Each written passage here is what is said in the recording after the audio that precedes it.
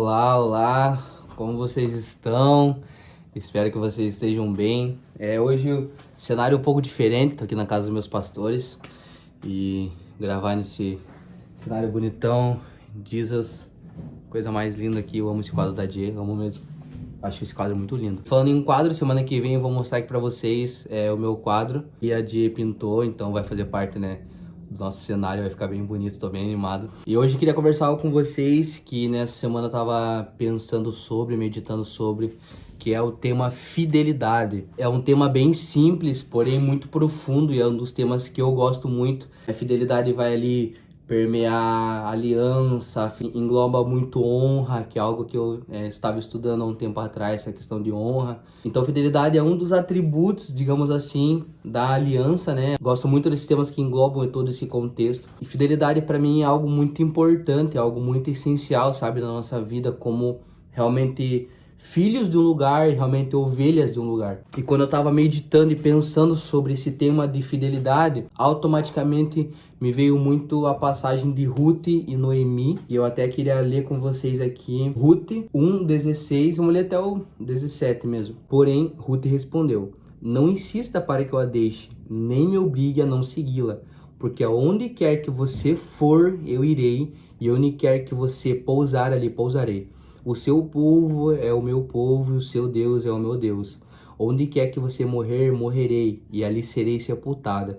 Que o Senhor me castigue se outra coisa que não seja a morte me separar de você. Então isso é um testemunho muito vivo, muito forte, sabe? Não é só poético, não é só bonito, não é só um espetáculo em si, mas é algo realmente real, sabe? Isso que Ruth estava falando para Noemi, não era só algo que ela estava, não, vou falar aqui palavras bonitas, não, era o coração dela sendo disposto para Noemi. Fala sobre fidelidade, eu queria trazer 2 pontos, que um deles a gente acabou de ler aqui, e são 2 pontos muito cruciais, para mim é a primazia da fidelidade, que é a fidelidade à sua porção da sua casa, realmente a sua igreja, o seu grupo local, seu grupo pequeno, a sua célula, enfim, com esse lugar que te alimenta espiritualmente, sabe, seja a tua igreja e enfim.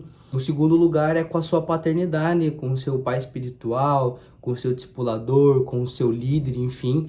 Então, para mim, essas 2 fidelidades vão guiar você, vão ser o seu fundamento. Quando a gente olha a Ruth realmente dando a vida pela vida de Noemi. Então ali você vê que Noemi não podia mais propor nada para Ruth, Noemi não tinha mais o que propor para Ruth. A Bíblia vai falar que Noemi já tinha uma idade avançada, mas mesmo assim, Ruth, entendendo, tendo um senso de fidelidade, ainda assim ela se coloca debaixo de Noemi. Então outro ponto bem legal que a gente pode falar sobre isso, tá lá em Gênesis 13, vai falar a história de Ló e Abraão. E é muito massa esse texto, porque a gente vê Ló andando com Abraão, né? Quando Abraão sai da sua terra, ele leva consigo Ló. Então Ló tá com Abraão desde o início, né? Ló era sobrinho de Abraão. Então ele tava desde o início com Abraão, mano. Mó tempo ali andando junto e vendo Abraão acertar, vendo Abraão errar ali. Porém, Ló começa a crescer. Ló começa a ficar muito bom, tá ligado? Ló começa a saber fazer as coisas sozinha. Ló começa a ser independente de Abraão. Que tá o perigo? Aqui a gente acabou de ver Ruth podendo. E a Bíblia vai falar, antes do verso 16, vai falar que a própria Noemi fala, cara, vá junto com a sua cunhada, com o órfão, vai lá para aquela terra e tudo mais. Então Noemi tá expulsando Ruth. Mas Ruth por si mesmo, ela exige, ela insiste em ficar. Então aqui a gente vê Ruth querendo ficar, podendo sair, mas agora a gente vai ver Ló, que já estava grande, ele já estava maduro espiritualmente, ele já era um cara que, cara, eu sei fazer as coisas sozinho. Não, pera aí, Abraão. Pô, você falou até aqui na minha vida, mano, mas pera aí, mano, eu também sou pastor de ovelhas. A Bíblia vai falar que, assim como Abraão, Ló também tinha pastores de ovelha, Ló também tinha vários gados, Ló também tinha uma condição financeira boa. Ló talvez olhou e falou, cara, eu sei fazer isso daí que Abraão tá fazendo. Eu aprendi como faz. Lá em Gênesis 13, vai dar esse contexto, eu não vou ler porque eu vou mais contextualizar para vocês. Então uma hora Ló e Abraão, eles se chocam. Então Ló vai falar que ele quer viver por conta própria. Então Abraão manda com que ele escolha a melhor terra. Ele fala assim, cara, se você for para direita, eu vou para esquerda e tudo mais. Se eu for para o norte, eu vou para o sul. Então a Bíblia vai falar que Ló, ele escolhe a melhor terra. ele fala assim, cara, eu vou ficar com o norte da Campina, se eu não me engano.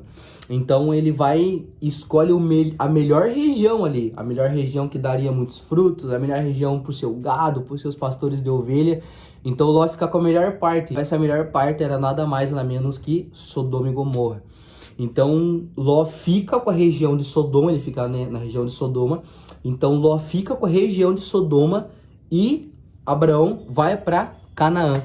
Então, cara, olha que louco, mano. Ló fica com a melhor parte, só que essa melhor parte era futuramente seria condenada pelo próprio Deus e ela seria incendiada, ela seria aniquilada pelo próprio Deus. E Abraão, na sua simplicidade, fica com Canaã, que Canaã era a cidade do Senhor. Então, mano, isso me instiga, mano. Se você olhar por olhos humanos, ele tava certo, mano. Tá ligado? Eu quero fazer sozinho, também quero ter a minha parada. Ei, Abraão, pô, você tem teu ministério, também quero ter meu ministério. Só que a gente tá falando de uma honra excessiva da parte do Senhor. Então Ló, ele não se despediu de Abraão por honra. Ele se despediu de Abraão por ele achar que ele poderia fazer algo bom sozinho. E ele tinha que entender que a questão não era ele. Não era ele que era bom. É que existia uma nuvem, existia uma porção, existia um favor de Deus sobre Abraão. Então a gente tem que entender que não é porque nós somos bons, não é porque eu hoje em dia, porque... Não, mano, eu tenho que entender que, cara, eu tô num lugar onde a graça de Deus está sobre, sabe? Onde Deus tem um favor no coração dos meus pais espirituais. Então, automaticamente, por eu estar nesse rio de favor e graça de Deus, as coisas comigo, elas vão acontecer. Por eu estar nesse rio. Mas a partir do momento que eu saio desse rio, esse favor não está mais sobre mim. Faz sentido? Então, vejo muito isso na vida de Ló. Tudo estava dando certo na vida dele. Porém, a questão não era sobre ele. E a questão não era nem sobre Abraão. A questão era sobre o favor que tinha na paternidade de Abraão. O favor que tinha na proximidade com Abraão. Esse é o ponto desse favor na paternidade. Esse favor no coração dos pais. Que Deus tem esse favor com os pais. Agora a gente vai ver um outro ponto que é sobre a casa. Onde você está inserido. Onde você... ali se alimenta espiritualmente. Quando eu tava pensando sobre isso hoje de manhã, me veio muito claro assim o exemplo de Estevão. Vai contar lá a história em Atos 7, 54. Ele tá pregando o evangelho, a Bíblia fala que ele fazia ali nas praças sinais e maravilhas e muitos prodígios.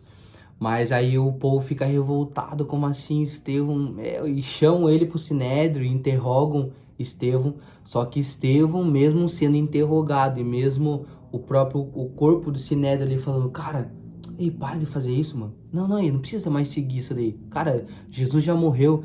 Cara, ele fala, mano, eu não posso ser infiel àquilo que tá no meu coração. E aí Estevão começa a pregar pros caras ali do sinédrio.